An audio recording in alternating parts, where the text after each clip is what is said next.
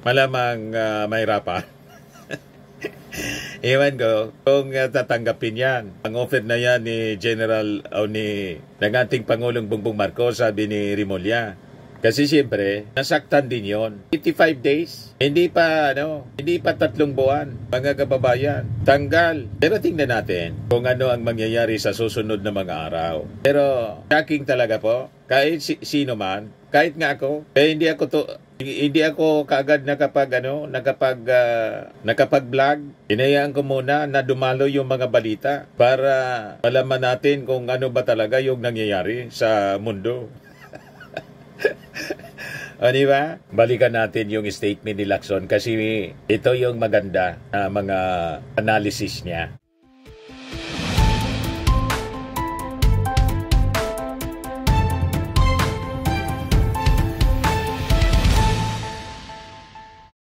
Hello po mga kababayan, si Dante Maravillas, Bicolano vlogger, broadcast journalist from Albay. Ang daming nasyak ngayon. Sa biglang pagsibak mga kababayan kay General Nicolas Torre, pati yung Congress na siyak. Yan o.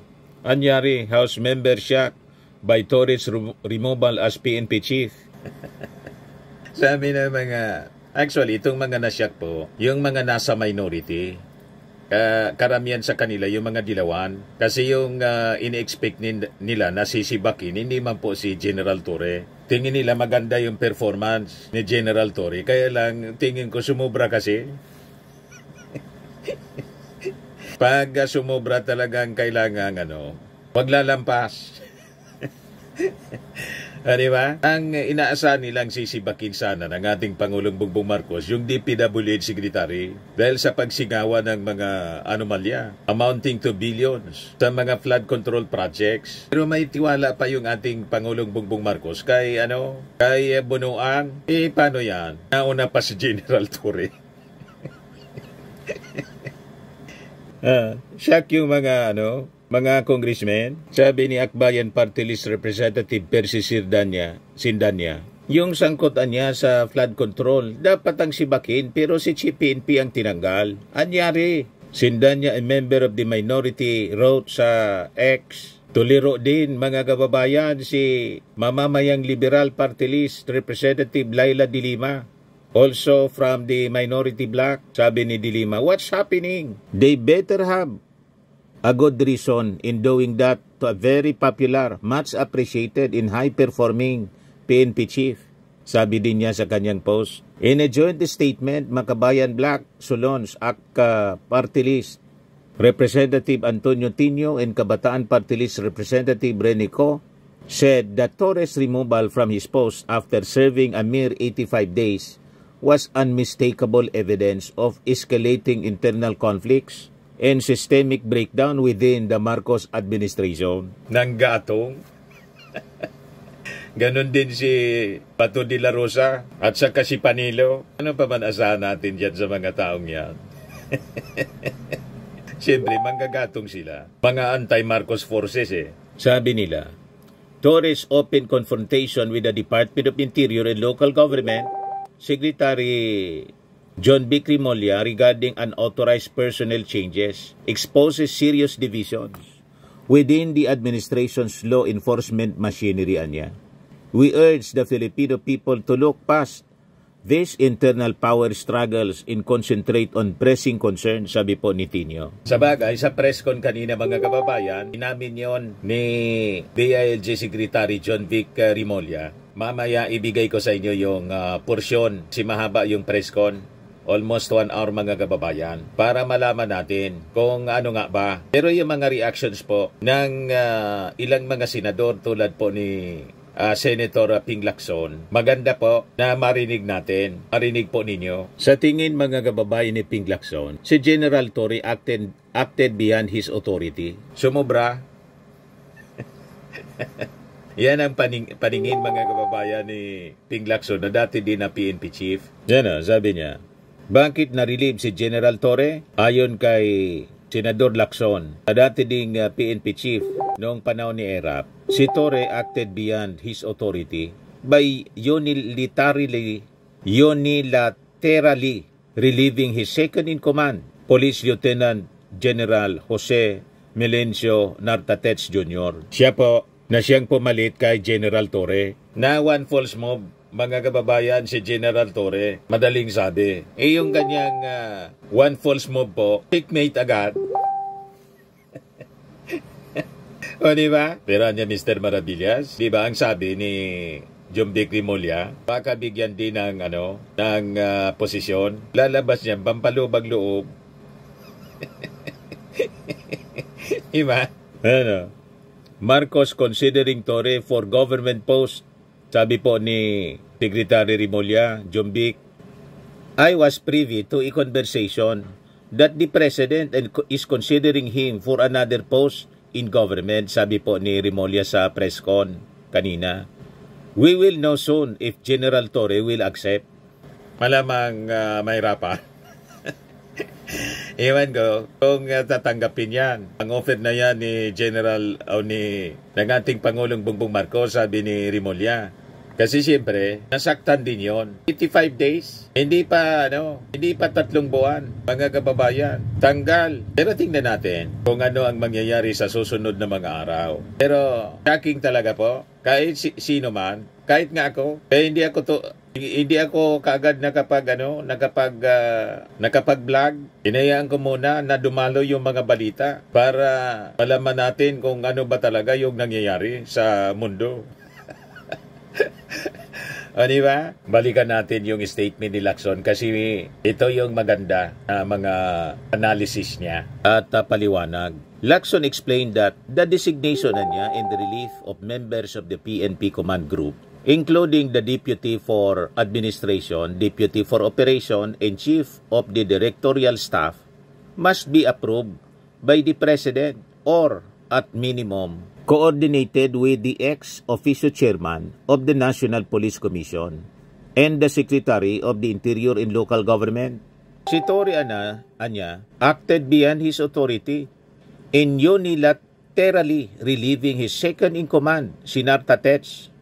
Sabi po ni Ping Lacson, yung bagay na dapat hindi niya pinakialaman ni General Torre. Siyempre, that is insulting on the part of the President. Pinangunahan niya yung ating Pangulo. Biglang nawala yung trust sa kanya ng ating Pangulo. Kasi pag hindi yun ginawa ng ating Pangulo kay General Torre, lalaki yung ulo ni General Torre. Kaya siya na checkmate. He acted beyond his authority. Yan ang paliwanag ni Ping Lacson, mga kababayan. Na malamang, dahil dati siyang PNP chief, may mga A1 information siya na nakuha sa loob. Siyempre, dati niyang mga tauhan, ito mga matataas na mga opisyal ng Philippine National Police, malamang nag-text sa kanya kung ano yung nangyari, kuninto sa kanya. Kaya si Ping Lacson is an authority to speak. Lumampas si General Torre. Sabi ni Ping Lacson, even when former President Joseph Estrada gave me the blanket authority to run and manage the PNP during my time as PNP chief, I did not exercise absolute authority over the designations of the members of the command group. Nonetheless, Lacson said the decision to relieve Torre remains the sole prerogative of President Ferdinand Romualdez Marcos Jr. Sabi ni Ping Lacson, what is important niya at this point is a smooth transition in transfer of command and authority so as not to hamper the overall mission of the Philippine National Police to continue maintaining peace and order for the benefit of the people whom they have sworn to serve and protect. In August, Nartatech, then holding the PNP's second highest position, was appointed to lead the Area Police Command, Western Mindanao. In a separate ambush interview, also on Tuesday, Presidential Sister Amy Marcos said she personally warned Torre against karma after he demoted Nartatech. I called him out and said, "Hey, why is it like that? That will come back to you. Be careful." I did not know, Anya, I would turn out to be right. And I apologize. I had no idea, sabi ni Amy Marcos. Wala daw siyang idea kung bakit natanggal. Si Nartatech, mga kababayan, isa is siguro ito sa mga trusted na trusted men sa PNP ng ating Pangulong Bongbong Marcos. Second in command nga eh. Yung mga naging achievement ni General Torre, he was rewarded by the President.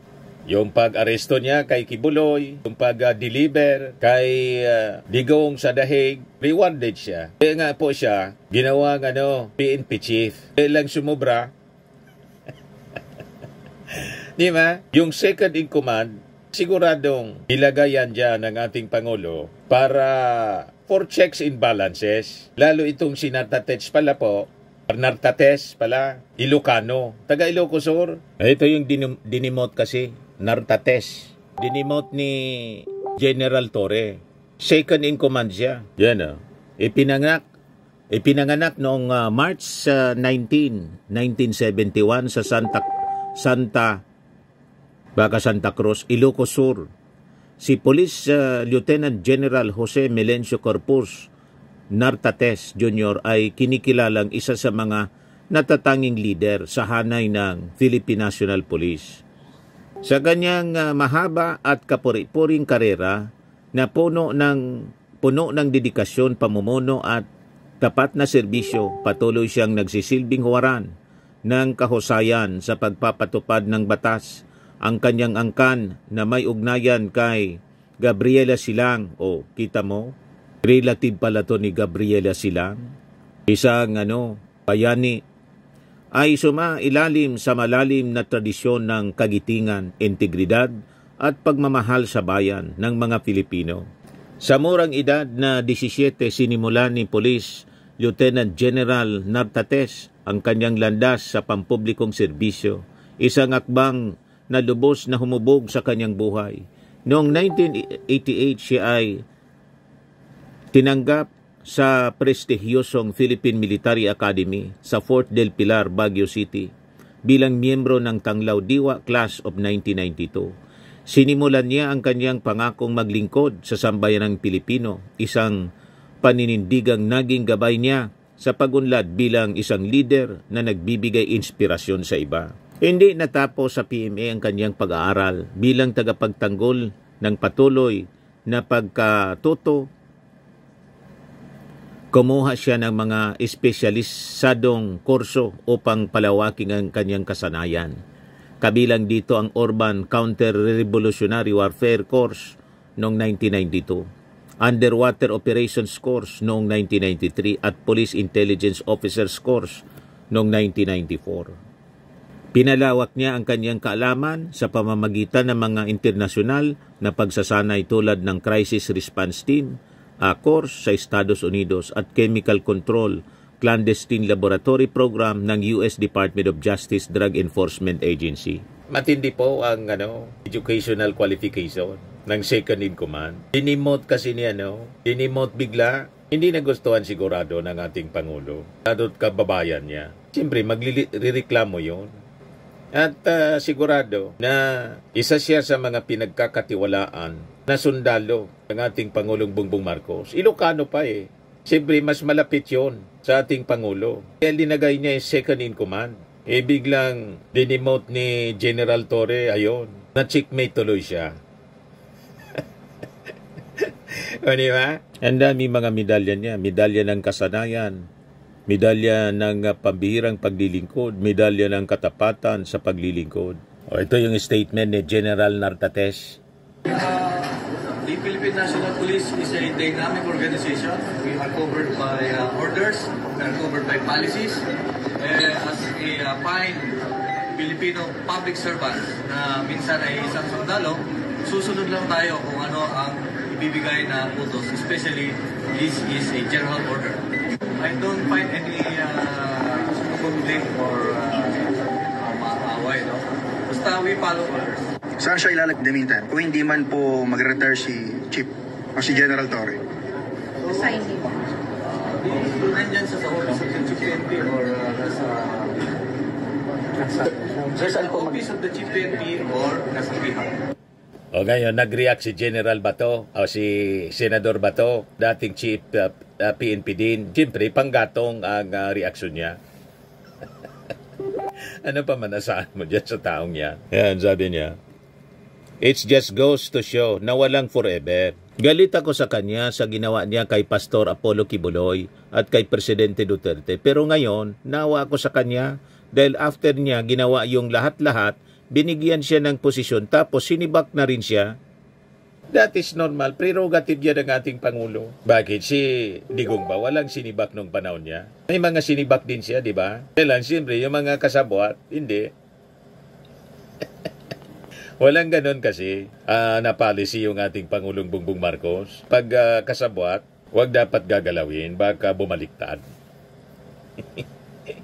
At talaga namang walang forever. O tingnan ninyo, dati nasa poder kayo, ngayon wala na. Nasa daig na yung amo mo. At malamang sa malamang, kahit wala si General Torre, ang pumalit na si General Nartates, pag lumabas yung warrant of arrest mula sa daig at sinerve ng Interpol, i-deliver din kayo. Tulad ng ginawa ni General Torre kay Digong. Diba? Ngayon, ito pa ang gustong i-share ko sa inyo. Isang post mula sa dating Army Commander namin dito sa Bicol. Nung ako active pa sa mainstream media, si Colonel Harold Cabunok. Ito yung post niya. Lieutenant Colonel Cabunok. Pero I think baka na-promote na rin tong general. Dapat maging general na ito si Harold Cabunok. Sabi sa kanyang post dito, 6 hours ago. Pinatanggal sa pwesto si Chief PNP. Nakakagulat na balita. Siyempre, hindi lang tayo sanay. Nangyari na rin ito sa Armed Forces sa designation ng Chief SAFP. Sa isang demokrasya, nagpapakita ito sa tunay na kahulugan ng civilian supremacy over the military and the police. Demonstration ito na ang kapangyarihan ng civilian political leader, ang commander-in-chief ay nakakataas kaysa sa mga general. Ang ibig sabihin, kung ano ang policy ng gobyerno, i-align ng militar at pulis. Ang strategy sa pagsagawa nito ng mandate ng organization, example, National Defense, Community Policing. Kung hindi satisfied ang civilian leader sa performance ng kanyang appointed officials, military, police, pati mga cabinet officials, etc., pwede niya itong palitan anytime. Sa US, pinalitan din ni President Donald Trump ang maraming senior general sa taon na to. Sa kasagsagan ng Korean War noong 1951, maging ang Medal of Honor awardee at hero ng World War II na si General Douglas MacArthur ay pinatanggal ni President Harry Truman dahil sa naging conflict ng policy at strategy. Naintindihan na ninyo? At di-pleasure sila lahat ng ating Pangulong Bongbong bilang Commander-in-Chief. Hindi na tayo dapat mabigla. Yung little president nga na si Vic Rodriguez, tinanggal. Diba? Si Sara Duterte, hindi man pala yung tinanggal. Tinanggap yung resignation. Pero talagang tama yung desisyon ng ating Pangulo na tanggapin yung resignation kasi wala mang magandang contribution si Sara Duterte sa DepEd other than yung mga chicheria. Diba? So huwag kayong mabigla. Sabi ni Lieutenant Colonel Harold Cabunok, hindi lang kasi tayo sanay. Masanay tayo. Pero pag naunawaan natin yung kapangyarihan ng ating Pangulo, ang lahat ng nasa ibaba niya, they're all serving at his pleasure. Hindi na tayo, mga kababayan, mabibigla niyan. Yung PCO nga po, nakailang PCO secretary na ba? Pang-5 na yata? Si Secretary Gomez? Ganun talaga po. Hindi umabot sa expectation ng ating Pangulo. Nakikita lang natin siguro yung mga nababalita sa telebisyon, sa social media. Pero sa loob, hindi man natin alam kung ano nangyari sa loob. Di ba po? So, ang payo ko sa mga nanonood sa atin, trust the wisdom ng ating Pangulong Bongbong Marcos. Ako, naniniwala ako dito sa sinabi ni Ping Lacson. Kaya tinanggal si General Torre. He acted beyond his authority. At ang binangga niya, mga kababayan, isa sa mga most trusted men, second in command. Yan tuloy, si General Nartates ang ipinalit sa kanya. O di ba? Pakinggan natin itong press briefing ni DILG Secretary John Vic Rimulya. Thank you very much. Good morning to all of you. Thank you very much for your presence here. I have a statement from our department. The palace affirms that President Ferdinand Marcos Jr. has made the difficult but necessary decision to relieve PNP Chief Police General Nicolas Torre III of his duties. Kita ninyo? Difficult but necessary. The President believes that his national security apparatus must always work within the framework of the law. With the recent developments, the President was presented with the facts, and he determined that the best course of action is to uphold the role of NAPOLCOM as it was intended by law. As part of this resolution, the President decided to relieve Police General Torre. This was not an easy choice, but it was made in the national interest. The President is committed to ensuring a unified direction and collaboration across all areas in his cabinet, particularly those responsible for delivering security, peace, and order. The President expresses his thanks and gratitude to Police General Torre, as his brief tenure brought new life and energy into the PNP. Nevertheless, the mission must continue. The Filipinos must be safe. To this end, the President has directed the incoming PNP Chief, General Nartates, together with the Secretary of the Interior and Local Government, to present within 1 month a comprehensive citizen security strategy focused on increasing police presence throughout the country and ensuring that every Filipino feels secure in their communities. That's all. Thank you. Good morning, sir. Sir, can you enlighten us kung ano yung ibig sabihin ng difficult but necessary? The President is very fond of General Torre. In his brief tenure as chief and even before that as CIDG, the President and General Torre have had a wonderful and productive relationship.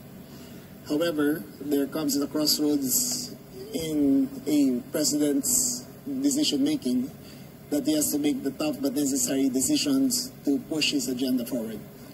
Sir, itatanong ko yung tanong din ng marami. Ano yung reason bakit inalis po si General Torre? Precisely because we are a country of laws and not of men, that the institutions must be larger than the people who run it. And in this case, the President saw it necessary that the institution of the PNP and the NAPOLCOM be upheld as according to the spirit of the law as it was created. Sir, may connection ba ito doon sa... Ano yan? Follow up na lang, sir. Last na, sorry. Sir, para lang mabuo yung storya. Sir, may connection ba ito doon sa nakaraang resolution ng NAPOLCOM na hindi po nasunod? Parang hindi naglabas o hindi na sunod ni General Torre? Yung NAPOLCOM resolution ng mga reshuffle ng mga opisyal? That, among other things, is part of the consideration of the President. Okay. Thank you, Ms. Leah. Thank you, sir. Third, Ann Malonzo from Sunstar. Sir, good morning. Sir, Yes. so, my first question, saan na po ngayon ang i-assign si General Torre? And what will happen, sir? Kasi nasa kanya yung 4-star. Yes, that issue, General Torre has been informed of his relief. He has the option of retiring or staying, but the question of the 4-star will be with the NAPOLCOM to take up, but that is a collateral issue only to that who will be running the PNP, which will be formally, as of today, General Nartates. Any words, nag-usap na po kayo ni General Torre about this matter, sir? I have tried to get in touch with him. I made 5 phone calls last night. I think he was in a dinner, but he was duly informed, properly informed of the decision of the President. Okay. Ma'am, last, hindi kayo sinagot, sir? Hindi kayo sinagot ni General? We have our own forms of communication, and he did acknowledge. Thank you. Mr. Mark Makalalad of DZBB. Hi, morning. Obviously, yung pag-relieve kay Chief PNP, unpopular decision. Dahil nagkaroon ng conflict previously sa resolution ng NAPOLCOM and PNP. Hindi po napatupad yung order. So how do you intend to manage the public's perception na yung leadership ng PNP ngayon is stable sa kabila ng pagpapalit ng leadership is stable? stable, And yes. wala po itong bahid ng politika. That is precisely why we are doing this. Because we want to take politics out of the equation. When you have issues arising, you must resolve it according to the rules of the institution. And that's what we are doing. This is not a popularity contest. This is a question of maintaining the integrity of the institution. Sir, binalikan ko yung resolution ng NAPOLCOM 2025-0531 adopted last August 14 states that non-compliance with the requirements creating prescribed shall subject accountable officers to administrative sanctions. So itong pag-relieve kay General Torre, parte ng sanctions dahil hindi sa pagsunod doon sa NAPOLCOM resolution? There is no sanction. The NAPOLCOM has not taken any sanctions as a body, nor has it been discussed, nor has it been filed. This is a personal decision of the President, and he has, after careful perusal of the facts, the order came from the office of the President and not the NAPOLCOM. Okay. Go ahead, just go ahead. Okay. Yung 4-star, kailan po makakukuha ng General Nartates? You will learn about that sooner, as soon as the NAPOLCOM board convenes again next week. Okay. Thank you po. Thank you. Mr. Edniel Peroza from DZRH. Sir, follow-up lang dun sa last question. So yung turnover officially kay General Nartates ay nangyayari ngayon? Yes. Sir, balikan lang namin sir yung comments or yung actions ng Malacanang. Ano yung exact na comments ng Presidente pagtapos ng medyo pagkakaiba doon sa NAPOLCOM order? Tinangkahan niya bang mamagitan ng Rizal ba? As I read, nung binasa ko, he has to make sure that the national security apparatus is always in one direction.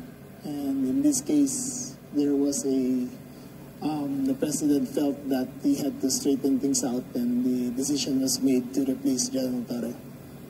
Ano na lang sir yung marching order ng Presidente sa bagong PNP chief kay General Nartates?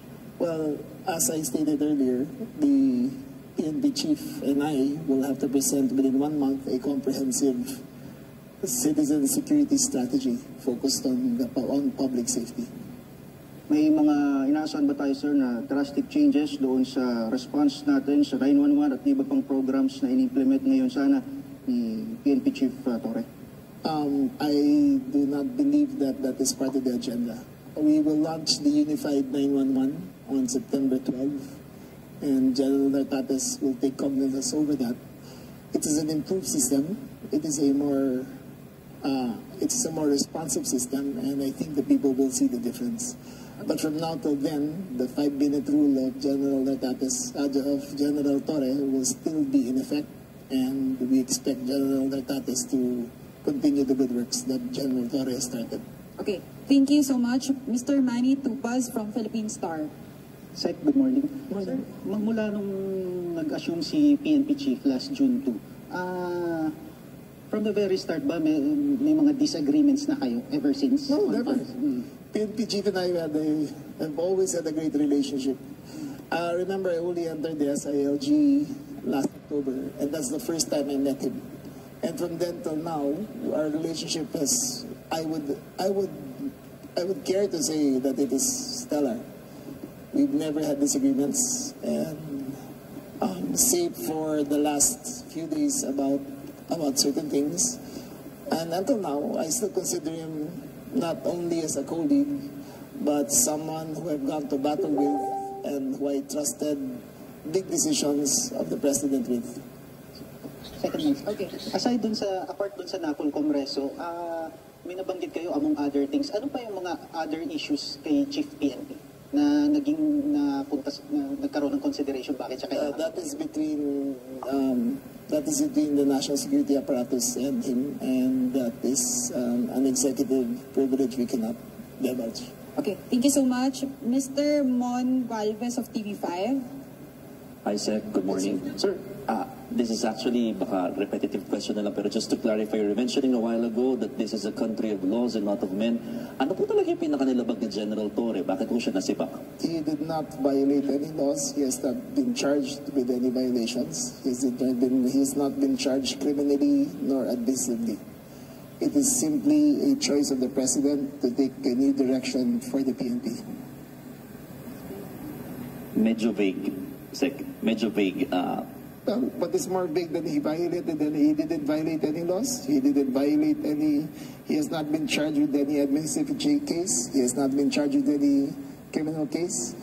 But he is a presidential appointee who serves at the pleasure of the President, and the President has made a decision to go in another direction. So more on trust and confidence lang po ito? More on trust and confidence lang? The President reserves the right to see what is best fit for the PNP. Last na lang po sa akin.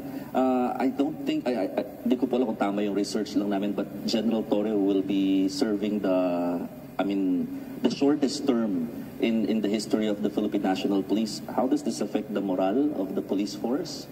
Well, I think I am confident that the police force is very professional.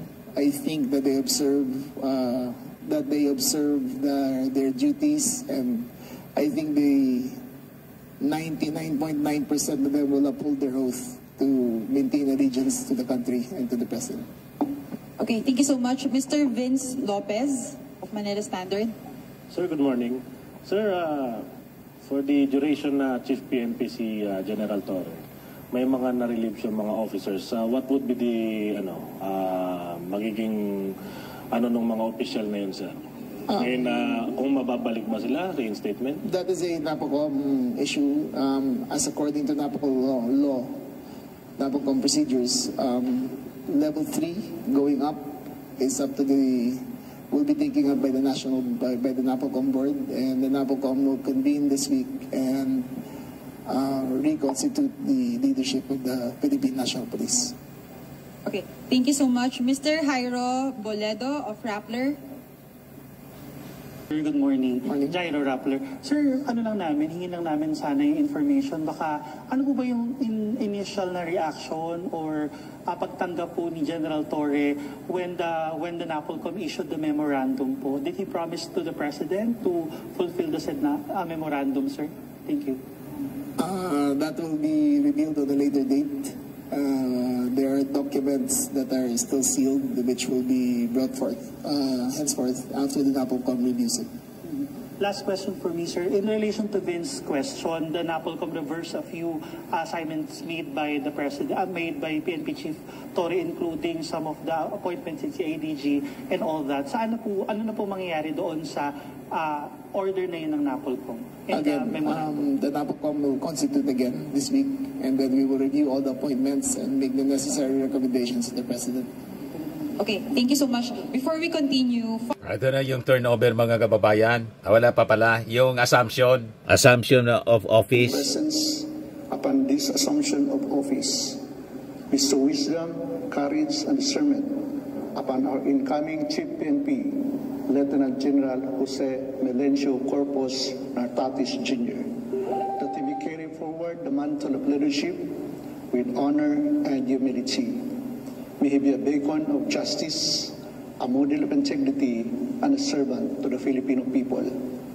Bless as well our presiding officer, our SING Secretary Juanito Victor Janvic C. Remulla Jr. Protect him from all harm and continue to bless his leadership as the Secretary of the ILG. We entrust this ceremony to you, Lord. Let it be a celebration of legacy, a moment of transition with purpose. All this we pray in your most mighty name. Amen. Pursuant to General Orders Number NSQ-GO-DES 2025-4309, National Headquarters, Philippine National Police, dated August 26, 2025, I hereby assume the position as Officer in Charge, Philippine National Police, effective August 26, 2025, and I sign in your presence.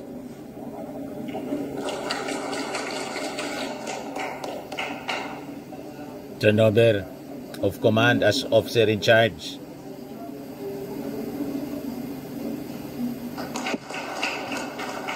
Then yung message niya. Please sit down. My fellow Filipinos, today marks a great opportunity, one that is rooted deep within the aspirations I have valued. As I assume as the chief or to lead the Philippine National Police, I am reminded of the dreams I harbored for a safer, more secure Philippines. A dream where my grandchildren and indeed all Filipinos families can walk our streets without fear.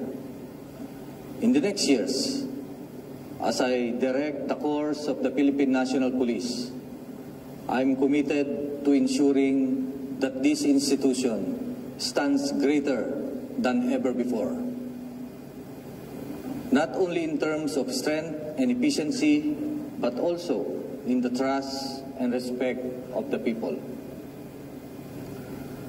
I thank God Almighty for bestowing me this unique opportunity to lead the 228,000 strong personnel of the Philippine National Police.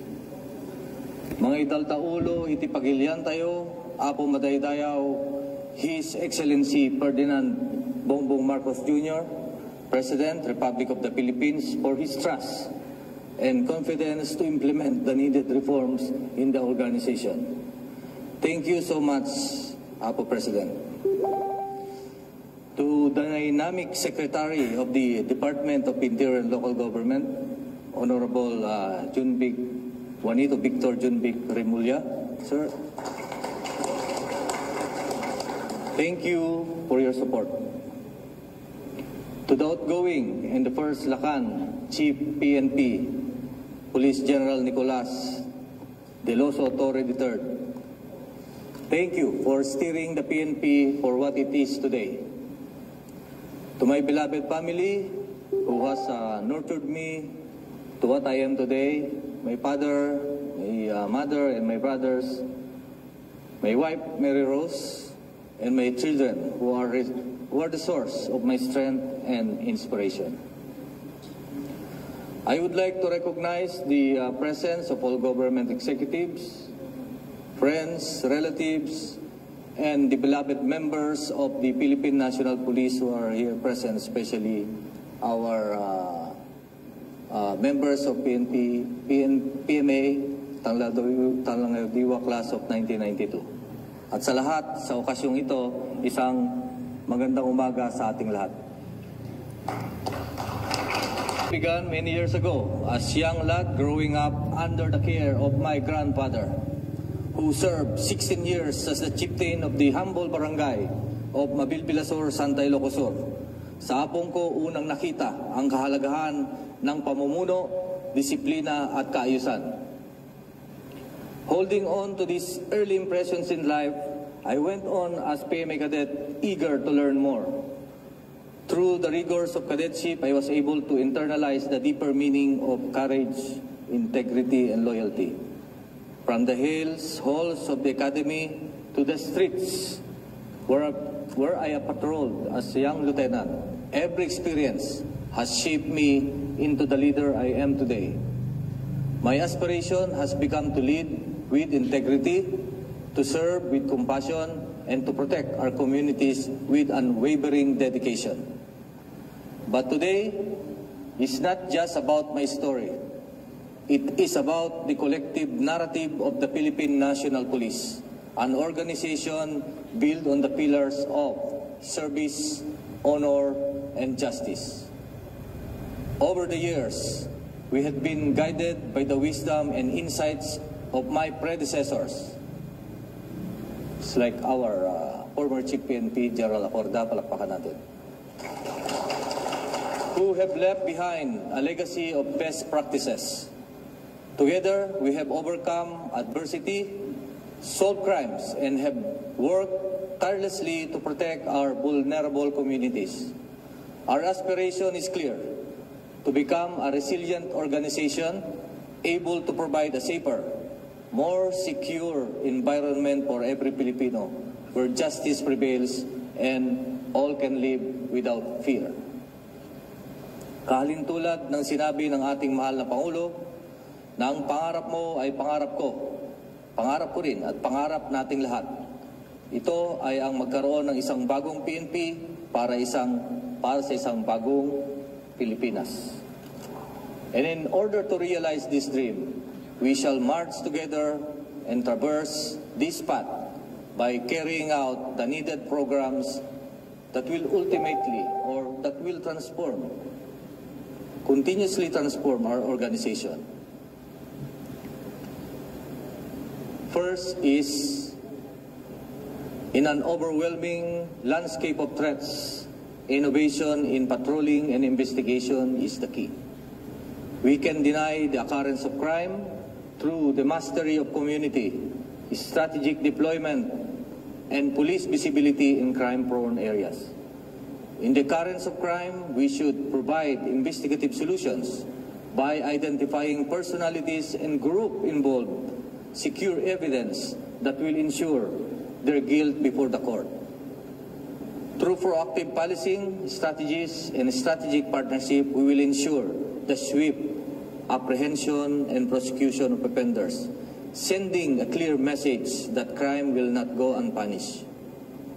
At the same time, we shall continue the 5-minute response policy of the former Chief PNP to assure the public of timely intervention and protection.